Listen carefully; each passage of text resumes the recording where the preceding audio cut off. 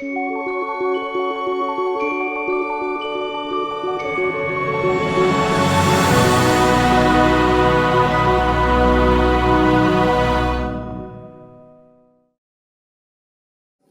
capítulo 17, versículos del 1 al 3. Recuerde, estamos compartiendo el Evangelio de la gracia del Señor. Este mensaje que usted seguramente puede compartirlo con un amigo, con un vecino, con un familiar. En 10 minutos nosotros le hemos dedicado ya 5 mensajes, casi 5 horas de poder que usted pueda comprender qué significa el Evangelio y cuál es al final el resultado de todo lo que Cristo ha hecho en la historia. Y dice así, capítulo 17, versículos del 1 al 3 del Evangelio de San Juan.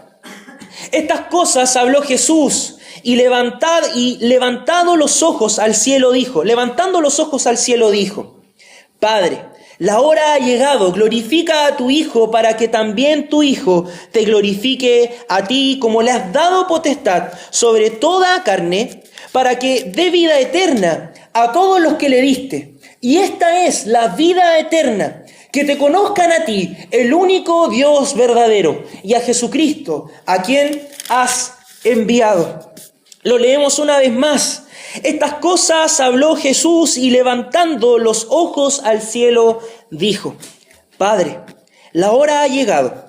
Glorifica a tu Hijo para que también tu Hijo te glorifique a ti, como le has dado potestad sobre toda carne, para que dé vida eterna a todos los que le diste. Y esta es la vida eterna, que te conozcan a ti, el único Dios verdadero, y a Jesucristo, a quien has enviado. Amén. Les invito a que podamos orar. Señor Todopoderoso, nos dirigimos una vez más a ti, Señor, en Cristo y por Él, Señor. No en nuestros méritos, sino confiando en esta obra de gracia que hemos estado compartiendo durante, Señor, estas semanas.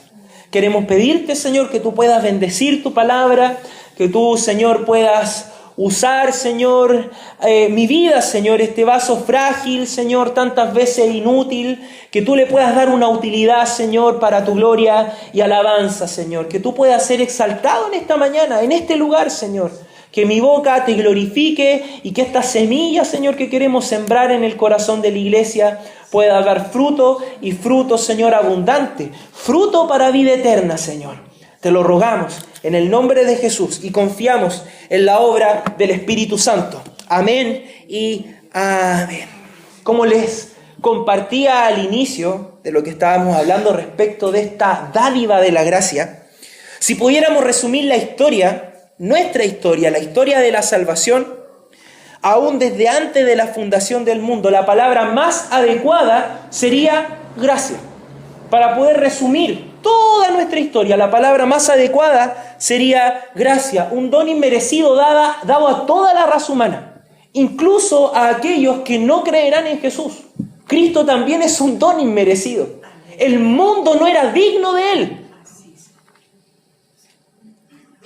El don de la gracia nos hace exclamar con gozo y con alegría, gracias, Señor. Todo es por gracia. Yo lo creo así. Porque aún desde el principio ni siquiera merecíamos que nuestra historia se nos contara. Se nos contó por gracia nuestra historia. Por gracia el Señor nos dijo, yo soy Dios, creador del cielo y de la tierra, de todo lo que ustedes pueden ver y disfrutar. Por gracia también nuestro Señor nos da a conocer el problema, que es nuestro pecado, cómo es que llegamos a estar así como estamos hoy. Y también por gracia nuestro Señor nos da esperanza. Nos da una promesa. Todo este acto libre de Dios nos promete solución para nuestro problema. Nos promete que esa solución será un Salvador, que Él mismo hará algo por gracia para que nosotros podamos encontrarnos con Él. Nos revela por gracia que esa promesa es Jesucristo. Y por gracia también Jesucristo, la promesa, cumple todo lo necesario para que nosotros podamos acercarnos confiadamente a Dios. Él cumple el propósito de Dios, la promesa. Pero todo, insisto, todo es un regalo de gracia. Todo es parte de la perfecta y buena voluntad de Dios hacia aquellos a los cuales Él ha llamado. Por gracia Jesús cumple todo lo necesario. Su vida santa, su nacimiento virginal, su muerte en la cruz, su resurrección, su ascensión a los cielos. Todo eso que Cristo hizo es una obra de gracia. Por gracia nuestro Señor también obra en nuestros corazones y nos llama eficazmente para que nosotros podamos creer y renacer. Renacemos por gracia y por gracia también recibimos el don de la fe. Don de la fe dado por gracia para que por gracia nos podamos arrepentir y por gracia nuestros pecados sean perdonados y por gracia el Espíritu Santo pueda hacer habitación en nuestras vidas. La Biblia relata que toda esta historia maravillosa es por gracia. Si usted se dio cuenta de esta realidad un día en su vida, fue capaz de abrir los ojos y decir, Dios existe, es real, tiene algo para mí, por gracia. No hay mérito en nosotros, un regalo de Dios para nosotros. Y miramos todas estas gracias de la historia. Y decimos, ¿habrá algo que corone esto? ¿Eso es todo? ¿Será esto todo? ¿Será esto lo único? Porque somos inconformes. Nos preguntamos, ¿y para qué el perdón de pecados? ¿Y por qué Jesús tenía que morir? ¿Por qué era necesario que la muerte de Jesús ocurriera? ¿Y por qué Dios nos quiso contar su historia?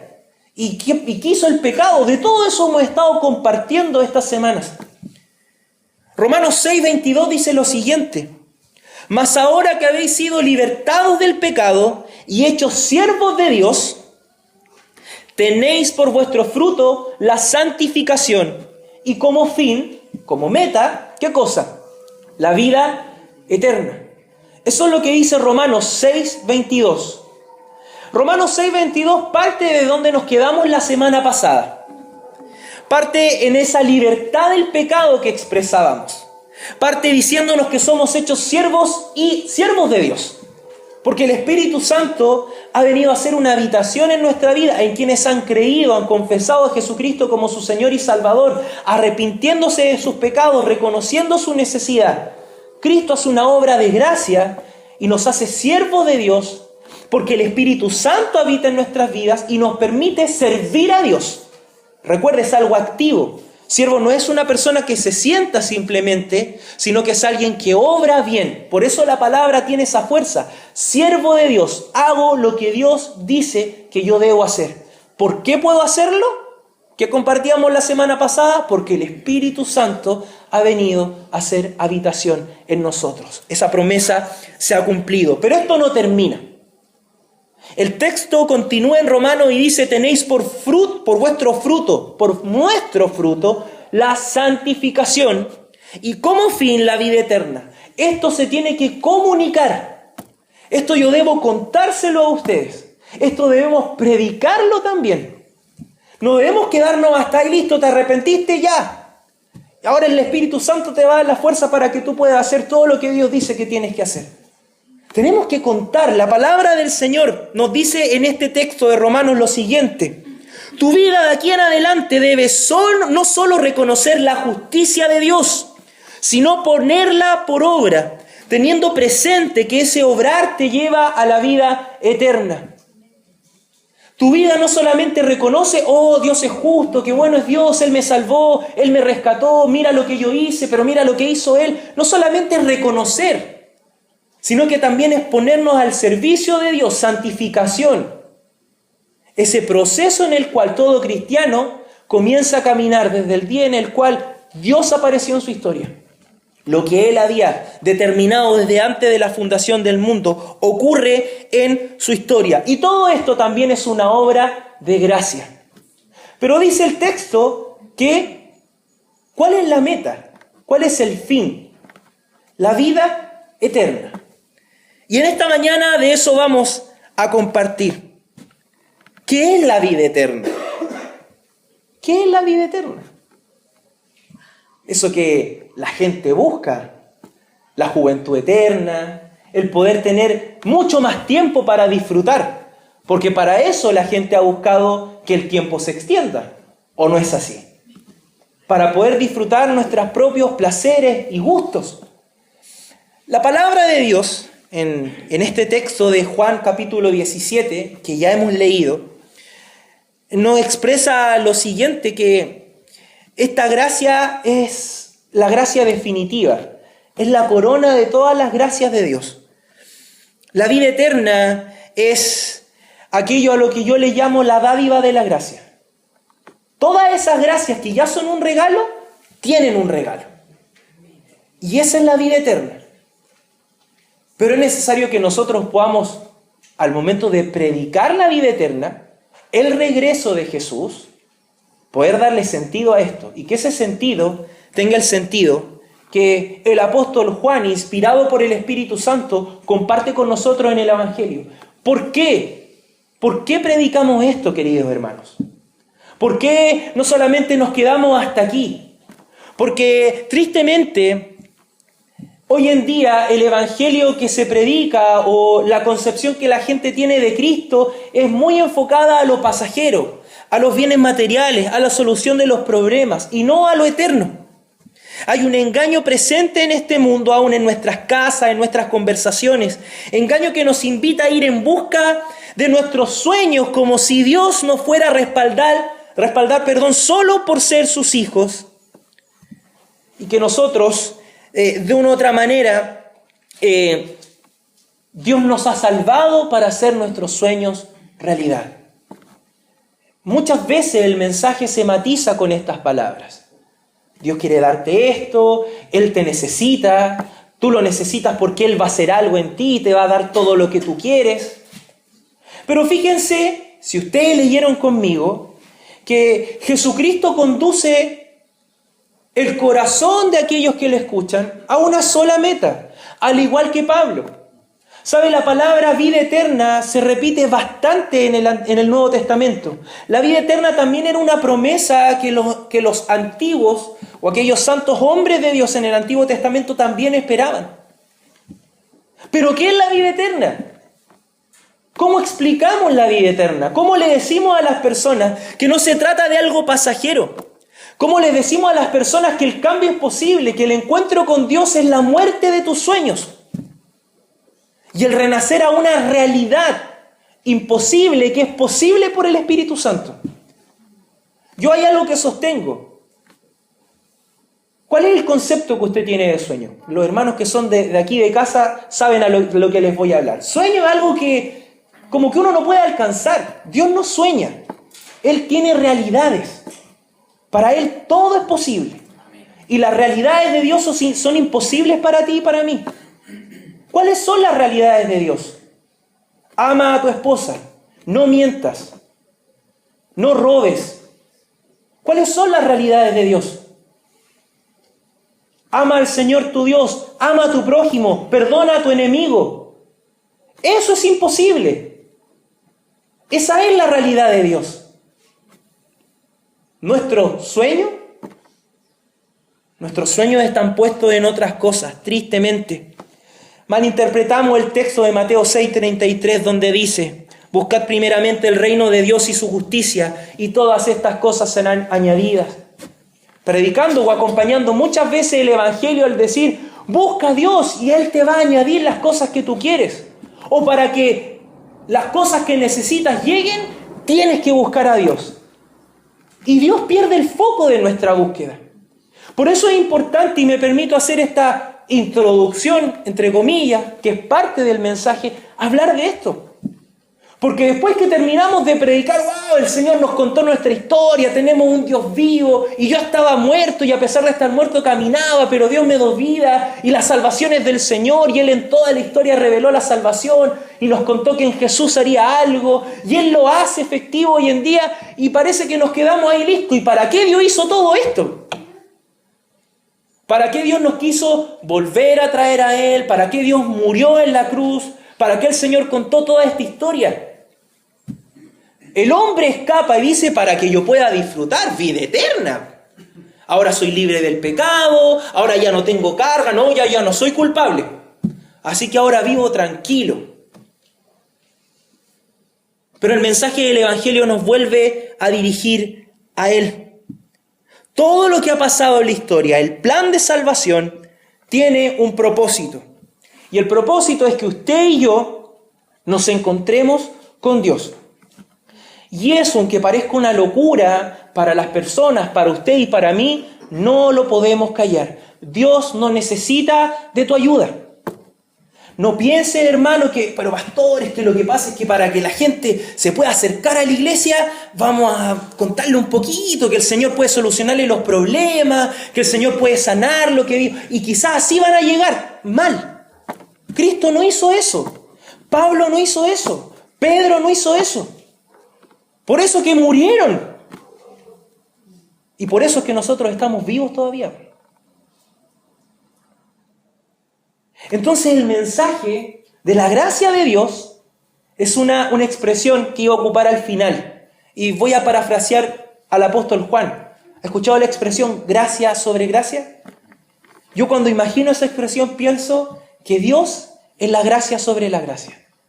Dios es eso que viene con la gracia y que está por sobre ella y que va con ella.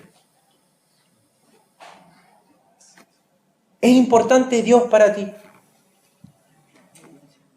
Y comienzo la exposición de los versículos haciéndome una pregunta que se le he repetido bastante a algunos amigos que hemos compartido quizás en círculos más íntimos. En algún momento lo he hablado en la iglesia. Tómenme atención. Si Dios no estuviera en el cielo, pero todas las promesas de Él se cumplieran allá arriba, te encontraras con ese familiar que tú amas, se acabara la enfermedad que te está causando tanto dolor, pudieras ver a ese amigo que perdiste en la infancia, pudieras no tener más hambre ni dolor y la justicia reinara y todos tus sueños se cumplieran, pero Dios no estuviera en el cielo, ¿sería importante para ti? Ese es el centro del Evangelio. Ese es el centro del mensaje y esa es la gran pregunta que nosotros debemos hacer que se genere en el corazón del ser humano. Puedo tenerlo todo en el cielo con Cristo. Puedo tenerlo ahí, esa habitación, ese lugar donde voy a estar, pero ¿y si Él no está? ¿Es importante para ti?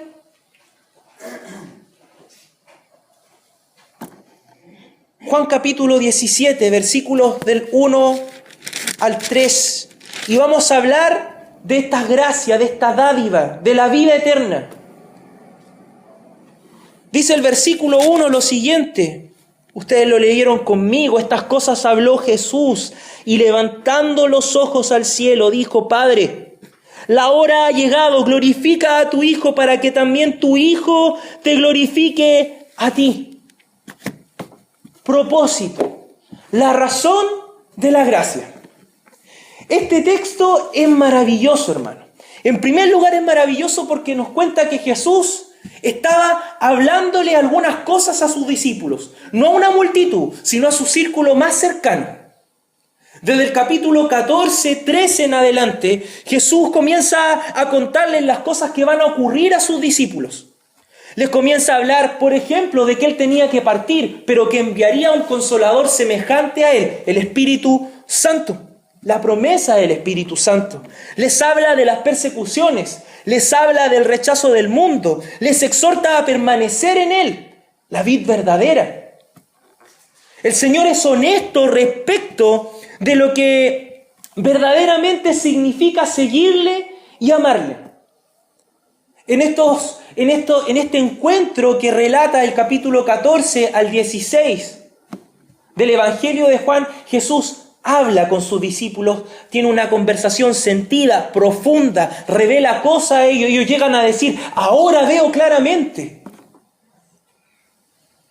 Jesús les dice que a pesar del costo, Él ha vencido al mundo. ¿Ha escuchado esa expresión? Yo he vencido al mundo. ¿Quién puede decir eso sino solo Cristo? Y luego que Cristo dice esa hermosa frase que a nosotros debe animarnos en esta mañana, Él alza los ojos al cielo. Porque justamente después de esas frases que llegamos al capítulo 17, ese es el contexto. Le he hablado cosas a mis discípulos, ya he revelado cosas, he sido honesto con ellos. Alza sus ojos al cielo y dice: Padre, la hora ha llegado. ¿Qué implica esta expresión de Jesús? Jesús estaba en completo conocimiento de lo que venía. Jesús sabía lo que era necesario que ocurriera. Él no iba a escapar de la misión, sino que Él seguía adelante. Padre, la hora ha llegado. Ahora es el momento en que las cosas se puedan cumplir. Hay un propósito en Jesús. Él sabía la gracia de Dios, la razón de la gracia de Dios. Ahora va a ocurrir. Ahora tiene que pasar todo por lo que yo he obrado. Porque dice, Padre, la hora ha llegado. Glorifica a tu Hijo para que también tu Hijo te glorifique a ti. ¿Qué es lo que Jesús está diciendo? ¿Por qué Jesús le dice al Padre, glorifica a tu Hijo? Él se está refiriendo a sí mismo, hace un énfasis. Y con esto vuelvo un poco a los relatos que hemos tenido las semanas pasadas. Jesús le está diciendo al Padre lo siguiente: Padre, que todo lo que yo he hecho ahora cobre sentido. Por eso Él dice, glorifica a tu Hijo. Que mi nacimiento, que mi encarnación, que mi vida santa, sin pecado, que mi muerte en la cruz, que mis milagros, que mis sanidades, que todo lo que tú me permitiste hacer, que mi obediencia a ti, y mi obediencia hasta la muerte y muerte de cruz, que mi resurrección, que mi ascensión, aunque en ese momento histórico aún no ocurría, pero Él ya tenía en mente, tal cual como en la cena, que lo iba a hacer. Él le dice, Padre, glorifica a tu Hijo. Propósito. Señor, dale razón a todo esto que yo he hecho en la historia, a toda mi revelación en la historia. Dale una razón. Dale una razón. Cuéntale al mundo que todo lo que yo he hecho no es en vano. Glorifica a tu Hijo. Y la frase continúa en el versículo y dice, para que también tu Hijo te glorifique a ti. Jesús, queriendo glorificar al Padre, diciéndonos que todo lo que Él hizo debe cumplir un propósito aún. Todo lo que Él hizo en la historia, todo lo que Jesús hizo en su obra redentora, tiene un propósito. Entonces el hombre una vez más no queda ahí como libre para escoger lo que él quiere hacer, sino que Jesús les dice, si han sido liberados del pecado, como habla en Romanos, y ahora son siervos de Dios, es para algo, para santificación y para que su meta sea la vida eterna. Y es la misma idea que Jesús tiene en mente cuando está hablando, Padre, glorifica a tu Hijo. Propósito, Jesús sabía que todo lo que Él había hecho tenía que tener sentido. Porque Él quería glorificar al Padre. Para que yo te pueda glorificar. Hay una unión entre el Padre y el Hijo. Hay una unión maravillosa en esta conversación en donde Jesús le dice, si tú no le das sentido a mi vida, yo no te voy a poder glorificar, Señor. Si tú no le muestras al mundo, si tú no revelas que todo lo que yo hice tiene como propósito la vida eterna, ¿cómo te voy a glorificar, Padre? Yo quiero glorificarte. Ese es el sentir de Cristo. Las palabras de Jesús revelan que hay algo que se debe producir. Hay algo que todas las gracias de las cuales hemos hablado, de las cuales usted ha experimentado, de las cuales usted ha oído, arrepiéntete, pide perdón, ten fe, cree en el Señor. Todas esas cosas tienen un fin. Y ese fin es la vida eterna.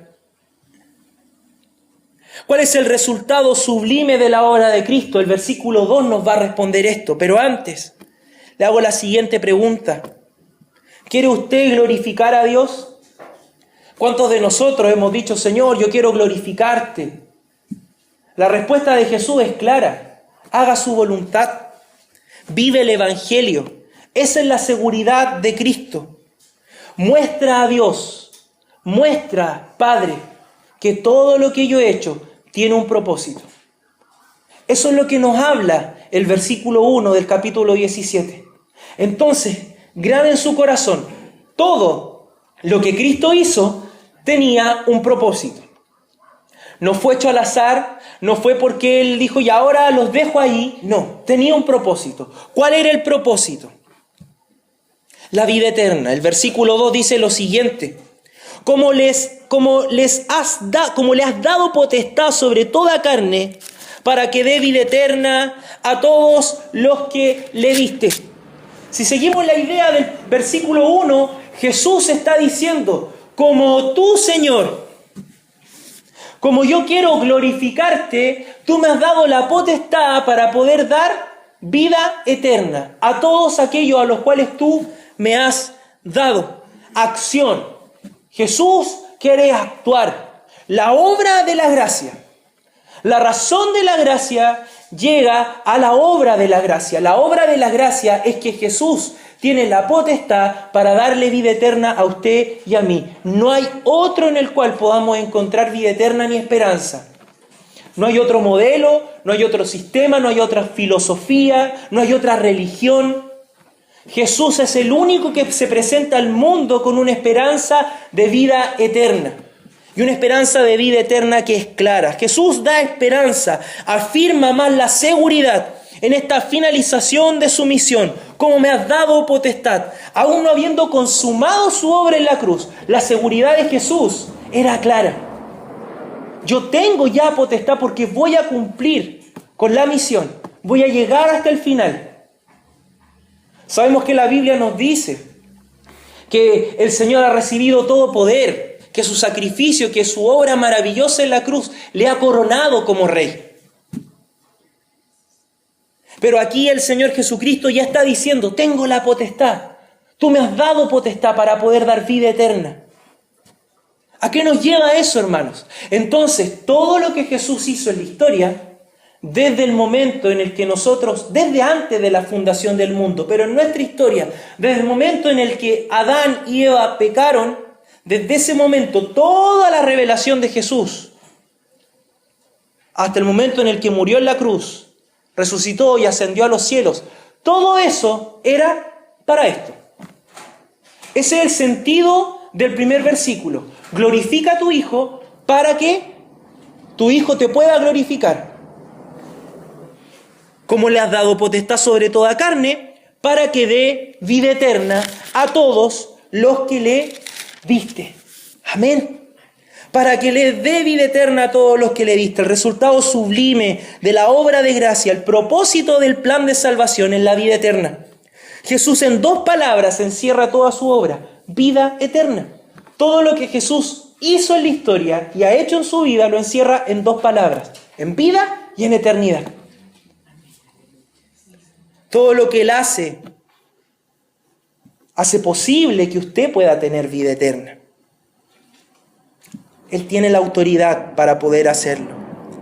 La redención aplicada a nuestra vida nos prepara para la vida eterna. Este mensaje no es muy popular, porque la vida eterna es algo que es como, ¿qué palabra puedo ocupar? Intangible, es casi un proyecto. Ni siquiera un proyecto porque no está en nuestras manos. Todos morimos. Pero este es el mensaje del Evangelio. Jesús no murió en la cruz para que tú cumplieras tus expectativas de felicidad. Jesús no murió en la cruz para decirte ahora tienes poder para hacer todo lo que quieres. Jesús no murió en la cruz para decirte ahora todo te va a ir bien. De aquí para adelante te va a ir bien. Por eso es importante que entendamos el texto. Él dice, después de todas estas cosas, alzó sus ojos al cielo y dijo, ¿de qué cosa si no fue honesto con sus discípulos? Y les dijo la verdad. El mundo los va a aborrecer, pero yo he vencido al mundo. Yo me voy a ir, pero va a venir otro. La historia de la salvación. ¿Por qué es tan importante la vida eterna, hermano? Porque aquí viene la otra pregunta. ¿Y por qué es tan importante la vida eterna en la historia de Dios? ¿Cómo es que Jesús, el Hijo de Dios, Dios encarnado, dice que su revelación en la historia del hombre, humillación, vida santa, muerte, resurrección, ascensión, promesas, tienen como propósito la vida eterna de quienes han creído en Él? Y a Dios gracias que nuestro Señor no nos deja en ascuas, sino que nos revela todas sus bondades y verdades. Porque el versículo 3 nos dice que es la vida eterna. Yo quiero la vida eterna. ¿Cuál es el concepto que tiene usted de vida eterna? ¿Cuántos de nosotros tenemos conceptos de vida eterna? El mundo tiene un concepto de la vida eterna. Quiero pasar al versículo 3, no sin antes desafiarles con lo siguiente. Jesús nos da ejemplo. Y somos llamados también a llamar a otros, queridos hermanos. Jesús tiene el poder para dar vida. Nosotros tenemos el mensaje que comunica esa vida y al Espíritu Santo para poder hacerlo. ¿Cuál es el ejemplo de Cristo? El ejemplo de Cristo es el que Él dice que Dios le ha dado la potestad sobre toda carne para que dé vida eterna a todos los que éste le ha dado. Así nosotros también, hoy, en el encuentro con Jesús, en nuestra vida, tenemos ese mandato del Señor de poder dar a conocer esta vida eterna. No podemos dar vida eterna. Otro error que cometemos muchas veces los cristianos. Nosotros no somos los dadores de la vida eterna. Es Dios el dador de la vida eterna. Nosotros comunicamos la vida eterna. Amén. Nosotros comunicamos la vida eterna. Ese es el mensaje del Evangelio. Y el versículo 3 nos dice lo siguiente. Y esta es la vida eterna, que te conozcan a ti, el único Dios verdadero, y a Jesucristo, a quien has enviado. Y esta es la vida eterna, que te conozcan a ti, el único Dios verdadero, y a Jesucristo, a quien, ¿qué ha hecho el Señor, nuestro Dios? A quien Dios le ha enviado. Amén. La dádiva, el regalo de la gracia. Dios es el bien supremo. ¿Se fija el orden de lo hecho? Versículo 1, Jesús dice, Padre, glorifícame. Que todo lo que yo hice tenga sentido y pueda significar algo para quienes escuchen y vean lo que yo hago en la historia. Versículo 2 nos dice cuál es ese sentido. ¿Cuál es el sentido? La vida eterna. Amén. Y el versículo 3, para que nosotros no nos arranquemos y comenzamos a definir la vida eterna de acuerdo a nuestras propias ideas, dice, y esta es la vida eterna. Y ya nos queríamos arrancar a decir vida eterna. ¿Cuál es el concepto que tenemos de vida eterna? Muchos. Son muchas las ideas. No voy a morir, voy a ser feliz, ya no voy a sufrir más, ya no me va a faltar nada y puedo seguir. Podría estar todo un día hablando de la idea que nosotros tenemos de vida eterna. ¿Y Dios? Vuelvo a la pregunta del principio. ¿Y dónde está Dios? ¿Como un espectador mirando cómo usted disfruta de las calles de oro y del mar de cristal? No es así la historia, hermanos. Y nosotros no podemos predicar ese evangelio. Dios no es un espectador. Dios es el bien supremo. Juan lo expresa con fuerza en este texto. Y esta es la vida eterna. Que te conozcan a ti, dice la palabra de Dios. ¿Y quién? ¿A quién? Al Dios verdadero y a Jesucristo. ¿Y quién es Jesucristo? Aquel que Dios ha enviado. Gloria al Señor por su inmenso amor. Porque no podemos dejar de predicar esto. Porque aunque esto no nos parezca un premio. Porque aunque esto parezca que no es popular. Aunque esto parezca que deberíamos hablar de otras cosas, pastor. Deberíamos contarle al mundo que todo lo que Dios hizo es para otra cosa. Pero la vida eterna es como Dios es la vida eterna. Él es el bien supremo. Esa es la locura del evangelio, hermanos.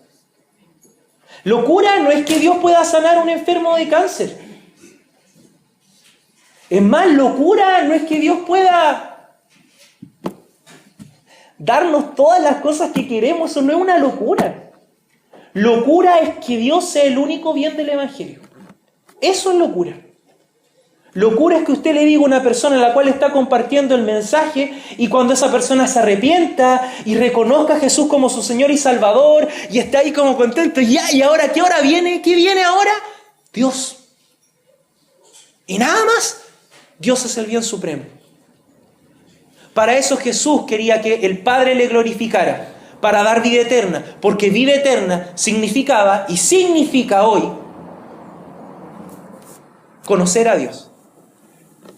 Y no solamente en el futuro, sino que hoy, en el ahora. No sé si se da cuenta que todas las expresiones de las cuales hablamos respecto de la vida eterna hablan de nosotros. Yo quiero, yo necesito. Es más la típica expresión que puede ser parte de nuestra motivación. Y perdóneme que ocupe este chilenismo, es lo chato que estamos de nuestra casa. O el no querer sufrir más. Converso con muchas personas y me dicen, yo lo único que quiero es que Cristo venga para poder estar con Él. ¿Pero de verdad quieres estar con Él o estás aburrido de la vida? Ese es el tema. ¿Me entiendes, cierto? Ese es el tema del Evangelio. El Evangelio no es como una solución. Ya sabemos que está todo mal, así que cree en Jesús porque ahora tus problemas se acaban y si te mueres vas a disfrutar. ¿Y Dios dónde está en el mensaje? Totalmente lo hemos erradicado, y voy a ocupar esa palabra radical, erradicado del mensaje. No tiene sentido en el Evangelio. Ven por tu milagro, todo lo que quieres lo vas a obtener, y tantas otras cosas más, hermano. ¿Y Dios? ¿Dónde está Dios? Díganme ustedes dónde está Dios, porque yo no lo veo. Lo que sí veo es que para Jesús, Dios era el bien supremo, era la dádiva de la gracia. Todas esas cosas que usted confiesa junto conmigo, esto es por gracia, esto es por gracia, esto es por gracia. Dios es el regalo del Evangelio. Y no podemos no predicar este mensaje. Jesús venció la muerte para que nosotros viviéramos eternamente y solo así pudiéramos conocer a Dios. ¿Por qué usted necesita la vida eterna? Para conocer a Dios. ¿Dónde vive Dios en la eternidad? La vida eterna tiene como único fin hacer posible el encuentro tangible con Dios. Hoy usted se puede encontrar con Dios, sin duda. Pero también hay un encuentro final con Dios, con Cristo Jesús. Esperamos al Señor. El verbo usado en conozcan es un verbo activo. No es solamente un verbo que indica futuro, para que conozcan. No es solamente indicando el encuentro con Dios final, sino que también en la vida, en el momento en el que usted cree en Jesucristo y se arrepiente de sus pecados, en ese momento usted ya comienza a experimentar la vida eterna. Esa es la promesa de Dios. Y nos invita a mirar hacia adelante. El Evangelio comparte la esperanza del regreso de Jesucristo. Otra cosa que no debemos dejar de predicar. Que Jesús viene, que Él vuelve. Aunque hoy se preste para la chacota, Cristo viene. Y viene con poder. Viene desde los cielos. Él viene a llevarnos a Él mismo. La esperanza del regreso de Jesús en el creyente debería ser nada más: algún día me voy a encontrar con lo prometido. Esa es la esperanza de ver a Cristo. Algún día me voy a encontrar con aquello que me fue prometido, que es Jesús, con Dios mismo. Me encontraré con Él. La fe busca esto, que Dios sea el bien supremo. Parece un imposible que solo Dios mismo sea la dádiva del Evangelio. Sí, parece imposible. Por esto es locura, lo decíamos. Pero ¿por qué hemos de predicar otra cosa? El ejemplo de los tesalonicenses con el encuentro con el Evangelio es decidor para usted y para mí. Tesalonicenses, en el capítulo 1, lo leímos el día jueves en el estudio bíblico. En los versículos del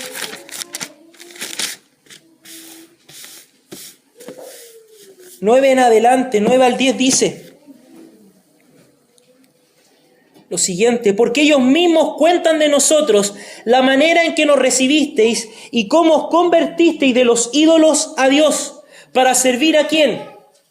Al Dios vivo y verdadero, palabra que se repite en el texto de Juan.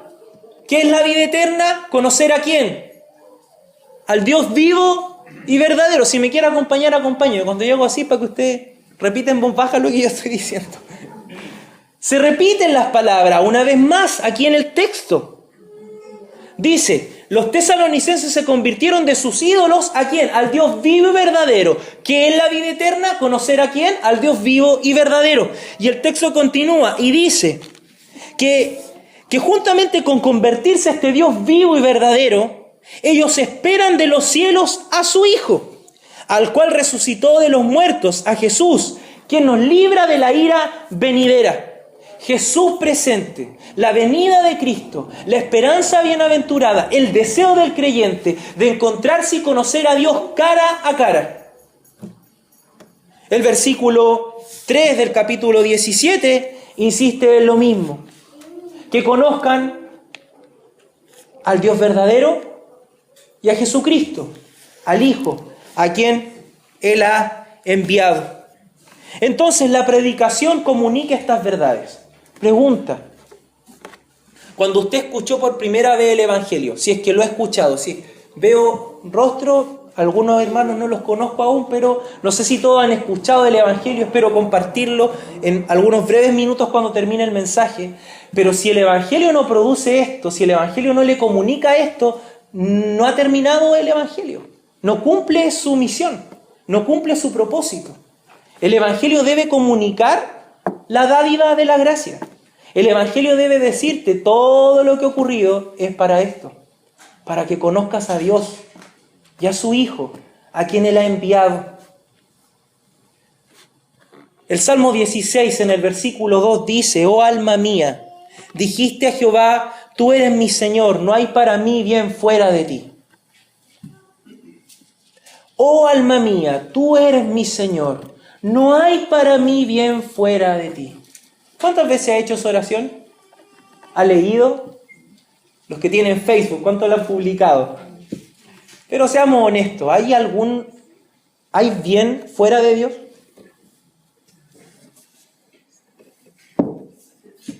No hay para mí bien fuera de ti.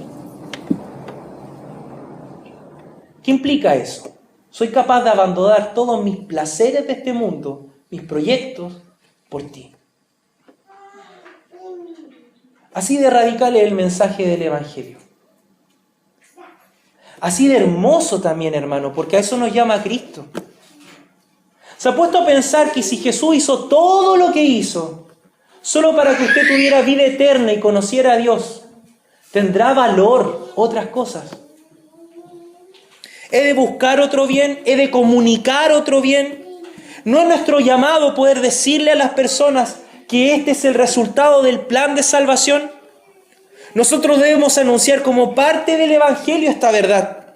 Nosotros debemos pedirle a Dios que nuestros afectos más profundos por esta vida pasajera se rindan a la fe en la alegría de la vida eterna. Es una oración, hermanos. Usted sabe que es imposible. ¿Sabe o no sabe que es imposible lo que yo le estoy diciendo? Usted me dice, no, pastor, si igual es posible. No, convénzase, es imposible que usted desee a Dios. Por eso Cristo vino al mundo. Por eso el Espíritu Santo está haciendo una obra en este momento en su vida. Porque es imposible para el hombre amar a Dios. Por eso que pecamos tanto y nos rebelamos contra Él, porque luchamos con nuestras fuerzas. Pero el Evangelio dice, no, Dios es el que va a obrar en ti, el que va a hacer algo y te va a hacer creer que Dios mismo es el bien supremo y que realmente no hay bien para ti fuera de Él. Que realmente no hay bien para ti fuera de Él. Otra expresión que encontramos en un salmo dice, fuera de ti nada deseo en la tierra. ¿Lo ha dicho? ¿Lo ha orado? ¿Lo ha escuchado? ¿Lo ha cantado? Nada deseo en la tierra, tu presencia es más hermosa que cualquier cosa. ¿Es así? Perdóneme De verdad que no sé cómo decía el Chavo, me da... De verdad, ¿es así? No puedo insistir en esta pregunta. ¿Es así? ¿Tu presencia es más hermosa que cualquier cosa? Nada deseo en la tierra. ¿Es la dádiva de la gracia lo que el Evangelio de Jesucristo te ha comunicado y lo que tú esperas? ¿O simplemente estás esperando que Dios te liberte de esta cárcel terrenal para así poder ser feliz y dejar todo atrás? ¿O eres capaz de creerle al Espíritu Santo que Él puede cambiar tu vida y realmente hacer que todos tus afectos, que todas esas ganas que tienes de hacer lo que no agrada a Dios, claramente lo que no agrada a Dios, tú puedes hacerlo? Yo lo creo así. Yo lo he experimentado así. Y también he experimentado el otro lado, el tropiezo. Y darme cuenta que cuando comencé a confiar en mi fuerza, no se puede. Ese es el Evangelio. Puede que usted, tal como yo, pueda pensar y decir: pero pastor, si la Biblia igual promete cosas. Sin duda, pues, amado hermano. Sin duda, si la Biblia promete cosas. Pero dígame una cosa. Dígame una cosa que otra cosa. Estoy pero... cosa hoy día. ¿A dónde me conducen esas otras cosas? Sino a apreciar a Jesús para anhelar el encuentro con Él y conocer in situ a Dios. Yo hablaba de las añadiduras, Mateo 6:33. Buscad el reino de Dios y su justicia primeramente, y todas las demás cosas serán añadidas. ¿Por qué Jesús dice eso? Porque las cosas que son añadidas no tienen ninguna importancia, pues, hermano. Y Jesús en su relato dice: las necesitas, yo te las voy a dar si están ahí. Pero búscame. No me busques para tener las añadiduras. Búscame porque yo voy a preocuparme de todo lo demás. Dios es la gracia sobre gracia. Él es la dádiva. Entonces, ¿qué respuesta deberíamos dar cuando nos preguntamos: ¿por qué tú quieres que tus pecados sean perdonados? ¿Por qué usted quiere que sus pecados sean perdonados? A cualquier persona que le preguntan: oye, ¿tú quieres recibir perdón? Si es gratis, sí, ¿por qué no? Pero ¿y por qué quieres que Dios te perdone? ¿Por qué quieres que Dios te perdone? ¿Se lo ha preguntado? Yo quiero, Señor, que tú me perdones. ¿Y por qué? ¿Para sentirte con una carga menos? ¿Qué nos dice Jesús? Si no, el cristiano anhela el perdón de Dios, porque es la única manera que se puede encontrar con Él. Y volvemos a salir del centro nosotros, hermanos. Eso es lo que nos dice Jesús. Yo quiero que Dios me perdone, porque si no me perdona, no me puedo encontrar con Él. No porque necesito que me saquen una carga de todas las cosas malas que he hecho, para sentirme libre, ya, ahora vuelvo a comenzar. Simplemente es porque si no hay perdón, no hay encuentro con Cristo. Y ese es el mensaje del Evangelio. Hoy terminamos esta serie que hemos estado predicando. Y la verdad es que le pedí ayuda al Señor anoche mientras hacía el bosquejo. Y decía: Señor, ¿por qué el último mensaje tiene que ser el más impopular y no terminar con algo que... Pero Dios es bueno. Este es el resultado de todo lo que predicamos los otros 4 domingos. Usted puede escuchar las prédicas en internet. Conversé con hermanos y hermanos: pastor, pucha, qué bueno el mensaje, lo entendí todo. Espero que sea la respuesta ahora lo mismo. Que terminamos y decimos: Señor, tu redención. ¿Y ahora qué viene? La dádiva de la gracia. La vida eterna. Está disponible para ti. Puedes encontrarte con Dios. Y el desafío de la fe es que tú puedas creer que Dios es más grande y más placentero que cualquier otra cosa que te puedas imaginar. Pero pucha, déjame probar un poquito. Tienes a Cristo. Conversaba con un hermano en la semana y me decía: Tantas personas que hablan de probar o disfrutar la gloria de Dios, como tener una experiencia que les permita de una u otra manera, ya, bueno. ¿Y Jesús? ¿Quién es la gloria de Dios? ¿Qué nos decía el versículo 1? Glorifica a tu Hijo para que yo te pueda glorificar. Le invito a que en este día le pidamos a Dios que nuestro encuentro diario y definitivo con Él sea nuestra meta y que eso se refleje en una vida transformada. Recuerde lo que decía Romanos 6:22. Mas ahora que habéis sido libertados del pecado y hechos siervos de Dios, tenéis por vuestro fruto la santificación y como fin la vida eterna. Amén. Hermanos amados, que el Señor les bendiga, que la gracia de Jesucristo haga que Dios, como el bien supremo del Evangelio, pueda conquistar sus corazones. Esto es algo del día a día.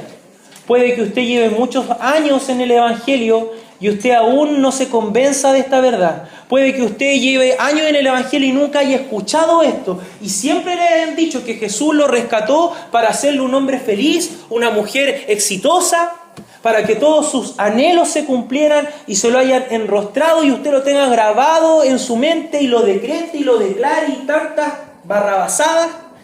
Pero hermano, Dios es el bien más supremo del Evangelio. No enfoques tu corazón en otra cosa porque si no te vas a frustrar. De eso habla la Biblia. Y para encontrarnos con Él, la palabra de Dios es clara. ¿Qué es lo que debe ocurrir para encontrarnos con Él?